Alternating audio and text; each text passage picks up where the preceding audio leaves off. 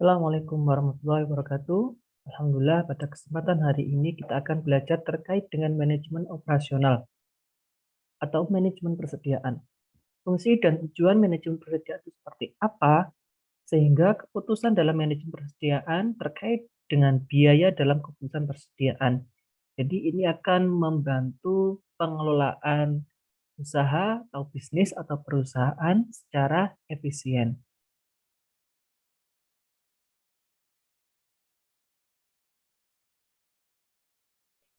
Jadi manajemen persediaan sebagai kekayaan perusahaan memiliki peranan penting dalam operasi bisnis.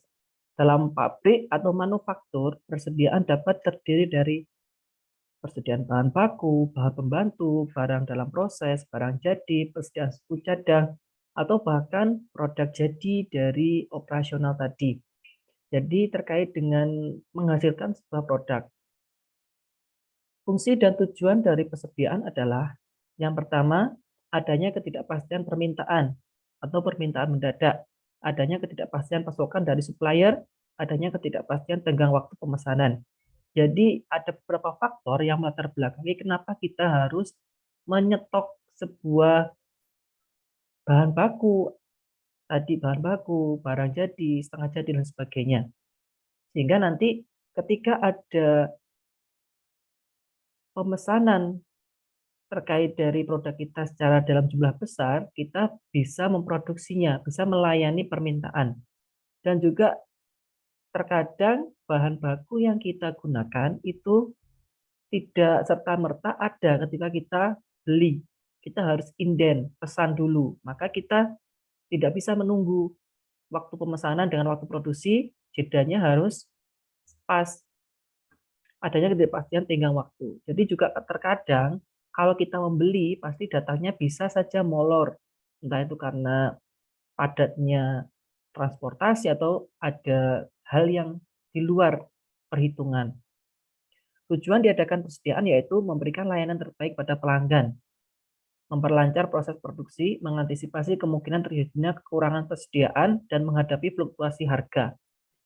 Nah, ini ada beberapa keuntungan yang kita dapatkan jika melakukan manajemen persediaan. Tentunya kita tidak akan kehilangan pelanggan atau pembeli jika produk yang kita jual itu selalu ready atau siap sedia. Proses produksi pun kita tidak terbengkalai, jadi tetap produksi tetap jalan, tidak berhenti menunggu produk datang, mengantisipasi kemungkinan terjadinya kekurangan persediaan. Jadi meskipun terjadi kenaikan penjualan, produk yang kita jual itu tetap ada jumlahnya. Dan juga ini yang paling penting, kalau harga dari bahan bakunya itu berfluktuasi, berubah-ubah, otomatis kita bisa membeli pada harga yang rendah untuk mengantisipasi kenaikan pada puncak-puncak yang tertinggi tadi dari penjualan bahan baku.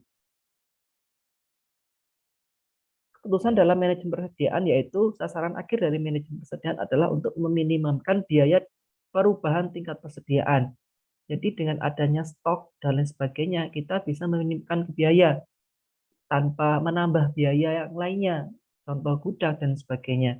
Sehingga kita harus mengelola barang-barang yang ada di gudang itu, yang menjadi persediaan itu sesuai dalam jumlah waktu dan jumlah barangnya. Mempertahankan tingkat persediaan yang optimum diperlukan jawaban atas dua pertanyaan mendasar sebagai berikut. Kapan melakukan pemesanan dan berapa jumlah yang harus dipesan. Jadi dengan ketepatan waktu dan jumlah, otomatis akan dikatakan efisien. Keputusan perusahaan pemesanan dapat dilakukan dengan pendekatan yang pertama, pendekatan titik pemesanan kembali atau reorder point approach, dan yang kedua adalah pendekatan tinjauan periodik atau periodic review approach, dan yang ketiga adalah material requirement planning approach atau MRP. Biaya dalam keputusan persediaan. Biaya-biaya yang muncul apa saja? Yang pertama ada biaya pemesanan untuk mendapatkan bahan baku. Yang kedua biaya penyimpanan atau carrying cost atau holding cost, yaitu ketika kita menyimpan kita harus mengelola agar tidak rusak. Biaya kekurangan persediaan atau stock out cost, yaitu biaya penjualan atau permintaan yang hilang akibat kekurangan persediaan. Jadi ibaratnya kita membeli untuk melengkapi persediaan tadi. Biaya yang dikaitkan dengan kapasitas, yaitu biaya lembur, latihan tenaga kerja, biaya perputaran tenaga kerja, dan sebagainya. Yang mana ketika adanya pertambahan di luar jam produksi, otomatis ada biaya tambahan. Biaya bahan atau barang itu sendiri, yaitu biaya atas harga yang harus dibayar atas item yang didapatkan atau dibeli.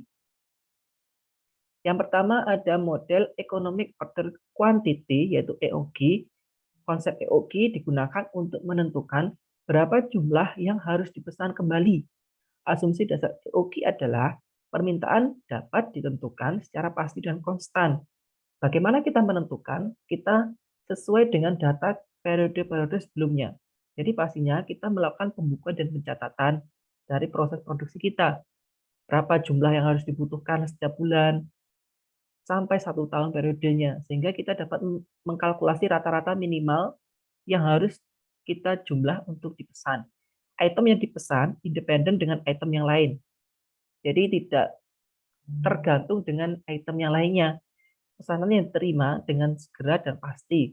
Jadi produk yang dipesan itu sudah dipastikan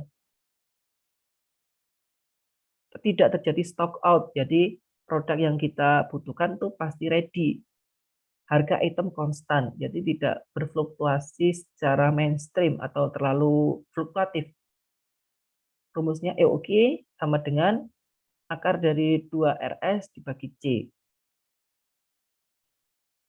EOQ itu jumlah pemesanan optimum, R itu jumlah pembelian satu periode, S itu biaya setiap kali pemesanan, dan C itu adalah biaya simpan tahunan dalam rupiah atau per unit. Contohnya, hitung EOQ jika perusahaan semen PT Atos menggunakan bahan sebesar 5.000 kg per tahun. Biaya pemesanannya 49.000 setiap kali pembelian. Dan biaya simpannya 1.000 per kilogram per tahunnya. Maka kita akan cari EOQ-nya ketemu 700 kg. Nah, yang kedua ada model Economic Order Quantity dari pengaruh diskon terhadap EOQ, yaitu TAC atau Total Average Cost yang terkecil adalah untuk menentukan berapa jumlah yang harus pesan adalah dengan memilih dengan TAC. Jadi menentukan berapa jumlah yang harus pesan. EOQ jumlah pemesanan optimum. Jadi rumusnya Q dibagi 2 dikali C plus R dibagi Q dikali S plus R dikali P. Kalau R itu jumlah pembelian atau permintaan satu periode, S itu biaya setiap kali pemesanan, C itu adalah biaya simpan tahunan dalam rupiah atau unit, dan P itu adalah harga. Kalau kita masuk ke contoh, yang ini adalah berapa jumlah pembelian yang dapat meminimumkan biaya jika pembelian tersebut memperoleh diskon. Nah, terkadang kan kita yang kemarin itu untuk manajemen piutang itu kan ada diskon seperti pelunasan piutang sebelum jatuh tempo. Nah, ini kita menggunakan rumus TAC ini untuk mencari berapa minimum kita harus pesan untuk mencapai titik efisiensi. Maka jumlah yang harus dipesan dari ketiga jumlah ini adalah EOQ yang 1.000. Karena dengan pembelian EOQ 1.000, kita mengeluarkan biaya yang paling rendah. Total biaya tahunnya 24.995.000. Ini bisa dibuat untuk latihan. Ini juga contohnya. Ini kalau kita ada diskon, tingkat kuantitasnya seperti berikut, maka EOQ-nya kita perlu yang berapa? Jadi ketika harganya 1.500, 1.350, dan 1.000 itu berbeda-beda nanti menentukan jumlah EOQ. Jadi harga per unitnya akan menentukan jumlah EOQ-nya juga. Pastinya EOQ juga akan berubah TAC-nya. Jadi pada ini, contoh yang ini adalah EOQ-nya 112 unit untuk memperoleh total biaya tahunan yang paling rendah. Ini kalau kita melihat, jika ketemu jumlah pemesanannya berapa, maka frekuensi per tahunnya itu berapa kali pemesanan sih?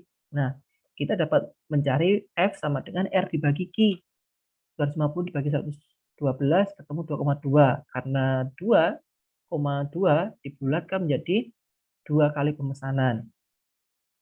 Jarak siklus optimumnya, maka Q dibagi R sama dengan 0,45. Jika diasumsikan 1 tahun 300 hari kerja, tergantung dari deskripsi ya, kadang 365, 360, ini diasumsikan 300 hari kerja, maka waktu siklus optimumnya adalah 134 hari. Jadi setiap kali pemesanannya 134 hari siklusnya, satu kali pemesanan. Contoh soal. Yang kedua ada reorder point. Reorder point ini adalah titik atau tingkat persediaan di mana pemesanan kembali harus dilakukan. ROP sama dengan penggunaan dibagi hari kali lead time.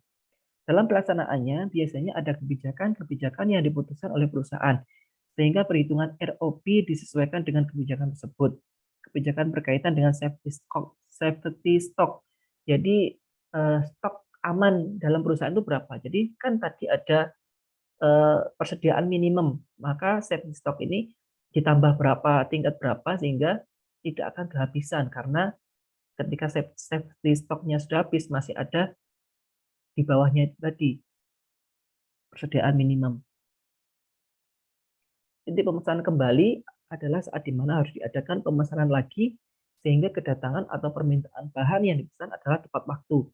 Jadi tadi kan sudah dihitung periode waktunya, jumlah pemesanannya, sehingga ketika waktu pesan dengan barang datang itu titik dari jumlah persediaan itu 0 atau pada jumlah minimum, maka dikatakan tepat waktu.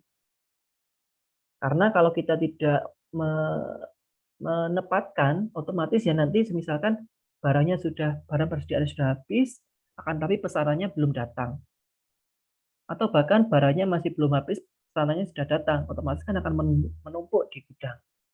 ROP sama dengan D kali L. D itu permintaan per hari. Rumusnya D sama dengan D dibagi jumlah hari kerja per tahun. L sama dengan lead time-nya. Ini contohnya.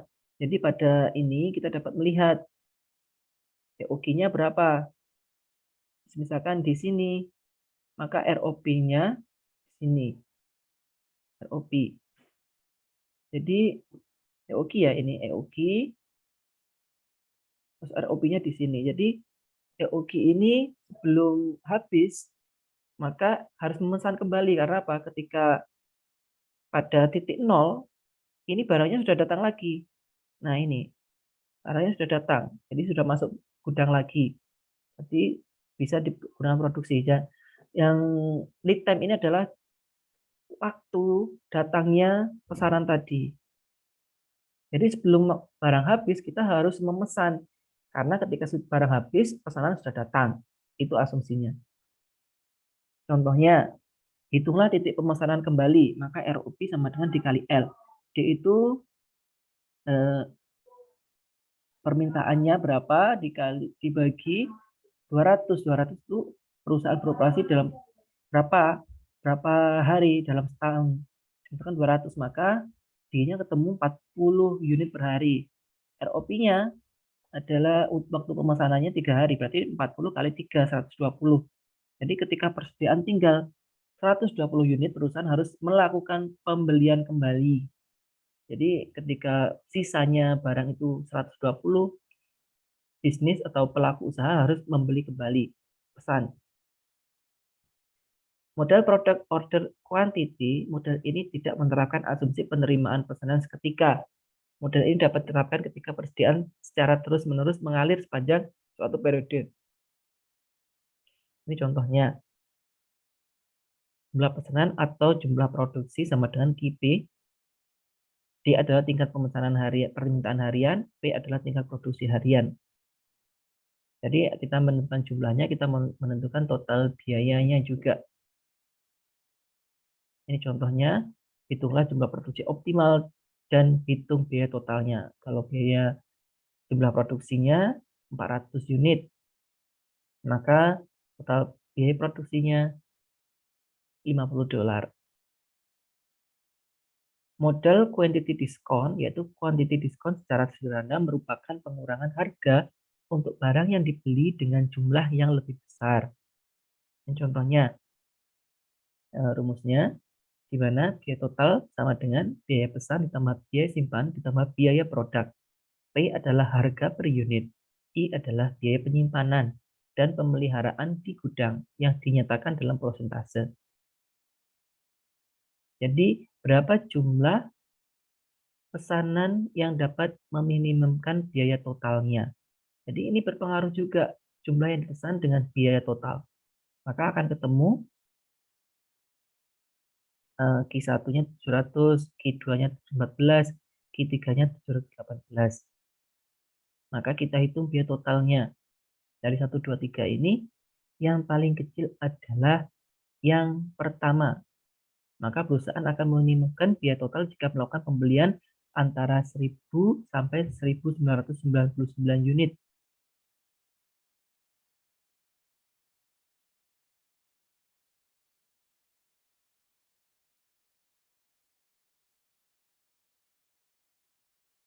Model profitabilitas dengan lead time yang konstan. Probabilitas itu berarti tingkat kemungkinannya terjadi.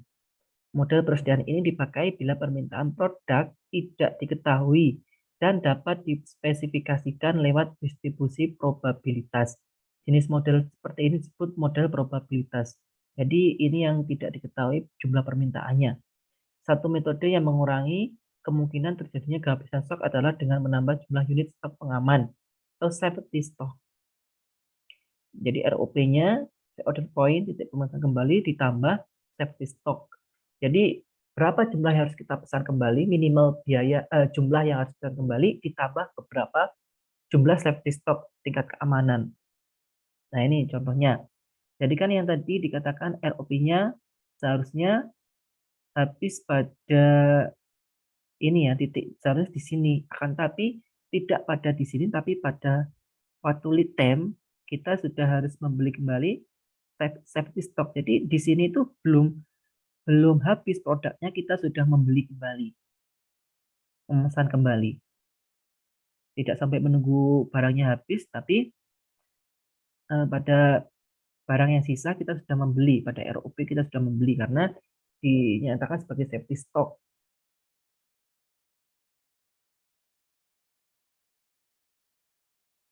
Ini contohnya berapa safety stock dari PT ABC agar biaya minimal. Ini kita ketemu safety stocknya, ROP-nya ketemu 70 unit, stok pengamannya 20 unit.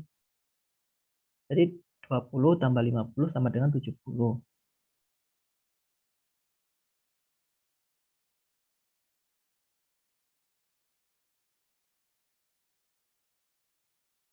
Persediaan pengaman atau safety stock, persediaan tambahan yang dimiliki untuk berjaga-jaga terhadap perubahan tingkat penjualan atau kelambatan produksi pengiriman.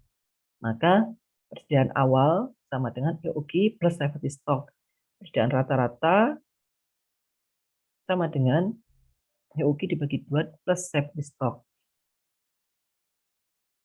Menentukan besarnya safety stock yaitu faktor pengalaman, faktor dugaan, biaya, dan keterlambatan. Jadi pastinya dalam sebuah bisnis itu kan ada siklusnya. Bulan apa sih tingkat pembeliannya tinggi, itu harus kita prediksi juga dengan data ya. Maksudnya Anda itu harus ada pembukuannya. Bulan Januari penjualannya berapa, tingkat jumlah produksinya berapa, bulan Februari, dan seterusnya sampai bulan Desember. Sehingga kita dapat mengetahui dari beberapa tahun itu, oh ternyata siklusnya, grafiknya itu naiknya di bulan apa saja. Nah, contohnya, misalnya safety stock ini ketemu. Menentukan misalnya safety stock dari ROP. Ini contoh dari ROP juga. Contoh kasus, hitunglah berapa total biaya yang dibutuhkan untuk mengadakan persediaan keju selama 1 tahun. Jadi guna untuk latihan juga. Model Economic Order Quantity, EOQ, ini ringkasannya. Dari rumusnya biaya total, biaya variabel, biaya pesan, jumlah memesan, EOG-nya berapa rumusnya, biaya simpannya berapa, ketemu rata-rata persediaannya rumusnya. Jadi rumus-rumus ini. Ini contoh aplikasinya. Langkah perhitungannya,